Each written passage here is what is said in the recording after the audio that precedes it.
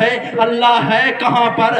اللہ تو ہے، اللہ ہے کہاں پر؟ تو کچھ لوگ کہتے ہیں کہ اللہ عرش پر ہے، لیکن ان کا یہ عقیدہ بے سہرا ہے، باطل ہے، جھوٹا ہے، کیونکہ اللہ عرش پر ہے، ہم اس کو مانتے ہیں لیکن نفی نہیں کرتے کہ اللہ عرش پر نہیں ہے، ہم مقید بھی نہیں کرتے کہ اللہ عرش پر ہے اور جگہ نہیں ہے۔ اہل سنت و جماعت کا عقیدہ ہے کہ اللہ ہر جگہ موجود ہے اپنی شان کے مطابق۔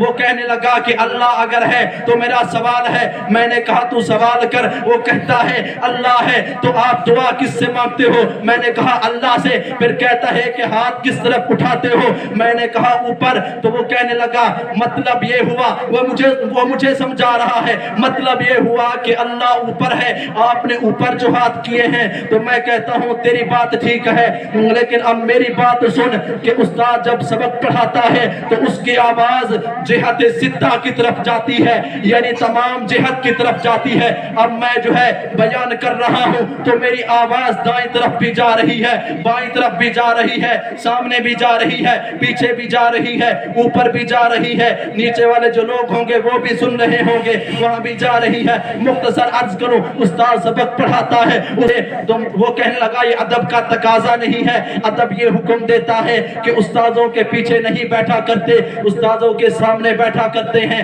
یہ ادب گوارا نہیں کرتا۔ میں نے کہا ہم اللہ کو موجود تو مانتے ہیں، ہر جگہ موجود ہے، لیکن یہ ادب کا تقاضا کرتے ہوئے ہم ہاتھ اس لیے پھیلاتے ہیں کہ اللہ اوپر ہے۔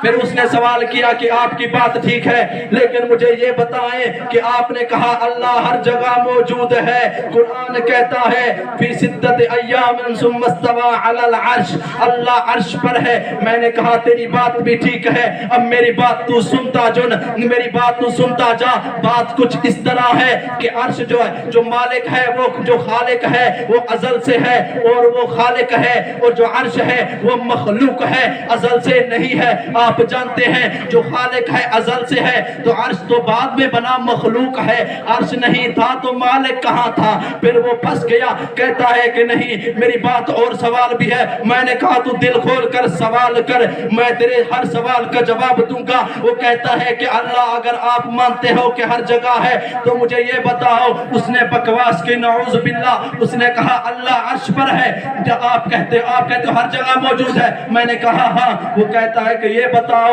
کیا نجاست کی جگہ پر بھی ہے، سیلما میں بھی ہے، اور اس نے مثالیں دی وہاں بھی ہے۔ آپ کی مثال اگر میں کہتا، انکار کرتا کہ اللہ یہاں نہیں ہے، ہر جگہ موجود نہیں ہے، جو میں نے پیچھے محنت کی ہے، میں نے دلائل دے ہیں، وہ ختم ہو جاتے۔ اگر میں یہاں اس بات کرتا تو یہ بے ادبی تھی، اس لیے میں نے کہا تیری بات بھی ٹھیک ہے، اب میرا جواب سن۔ دل کھول کے، دل کی کھڑکی کو کھول کے بیٹھنا، جواب سننا توجہ کے ساتھ، آپ کو یہ کام آئے گا۔ بڑا عجیب سوال تھا اس کا، اور جو جواب ملا اس کی تسلی ہو گئی۔ میں نے پوچھا تو حافظ قرآن ہے؟ کہتا ہے ہاں۔ اس نے سینہ چوڑا کیا، کہتا ہے میں حافظ قرآن ہوں۔ میں نے کہا ٹھیک ہے، قرآن تیرے سینے میں موجود ہے یا نہیں؟ کہتا ہے ہاں سینے میں موجود ہے۔ میں نے کہا ٹھیک ہے، تو نجاست کی جگہ پر جاتا ہے، قرآن کہتا ہے لا یمسہ الا المطہرون، قرآن کو چھونا ہے تو پاک ہو کر چھونا ہے۔ مجھے یہ بتا، تو جب نجاست کی جگہ پر جاتا ہے تو تو قرآن کو جو ہے اپنے سینہ پھاڑ گدا کر، قرآن کو باہر رکھ دیتا کر، ون تو نجاست کی جگہ تک گیا کر۔ وہ کہتا ہے نہیں، قرآن موجود ہے، محفوظ تو ہے، لیکن بات کچھ اس طرح ہے کہ اس کی شان ہے، وہ نورانی ہے، نور ہے، اس کو جو ہے ہم پھاڑ کے باہر نہیں رکھ سکتے، وہ محفوظ ہے، موجود نہیں ہے۔ میں نے کہا بعین ہی اس طرح میرا رب موجود تو ہمارے سینوں میں ہے، لیکن اپنی شان کے مطابق وہ نور ہے، اس لیے تو ہمارے سینوں میں موجود ہے۔ نعرہ تکبیر، نعرہ رسالت۔ حضرات محترم، اس نے عقلی سوال کیے، میں نے عقلی جواب دیے۔ اس نے آیت پڑھی ثم استوى علی العرش، اس کا ایک سوال رہتا تھا۔ اس نے کہا کہ ٹھیک ہے، میں نے کہا تیرا سوال ہے، لیکن اب میرا جواب سن۔ جو میں مکین ہوں، یہ مکان ہے، آپ جانتے ہیں مکین سے مکان بڑا ہوتا ہے۔ میں یہاں ہوں تو اس طرف فاصلہ ہے، یہ مکان ہے، یہ بڑا ہے، اس طرف فاصلہ ہے، یہ بڑا ہے۔ میں مکین ہوں، میرے رب کو تو مانتا ہے مکین، عرش ہوا مکان، तो मेरा रब नऊज़ बिल्लाह के अर्श से छोटा है, लेकिन तू तो कहता है अल्लाहु अकबर, अल्लाह तो वो है जो सबसे बड़ा है। यानी जो दरख्त बड़े हैं तो दरख्त अल्लाह है नहीं, उससे जो बड़ा है वो अल्लाह होगा।